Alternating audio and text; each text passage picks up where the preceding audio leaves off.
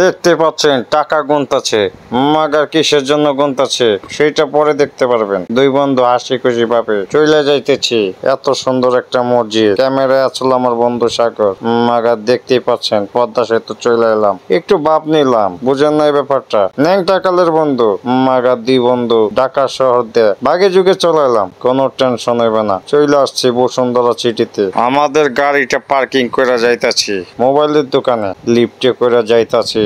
মাগার mobile দেখলাম, পছন্দ হয়েছে, কিন্তু মানি ব্যাগটা বলে রাইখা আসছি। কি করার, সামনের তারিখ আইসা কিনে ফেলমু, কোনো টেনশন নাই। পায়ে হাঁটতে সবারই কষ্ট হয়, তাই এইভাবে লিফটে গেলে সবারই ভালো লাগে। দুই বন্ধু মালাই খেয়ে ঠান্ডা হইতেছি, কোনো টেনশন নাই। ভাই বিরাদার চলে আইছে। আইফোন 16 বিক্রি করতে গেছিলাম বিরিয়ানির দোকানে খিচুড়ি খাইতে। মাগার বিরিয়ানি ভাল লাগে না, খাসির মাংস, গরুর মাংস ওইগুলা নিয়ে বই করে ঢাকা শহরের, তাই ডিম দেখাই। লাইক কমেন্ট সাপোর্ট করবেন।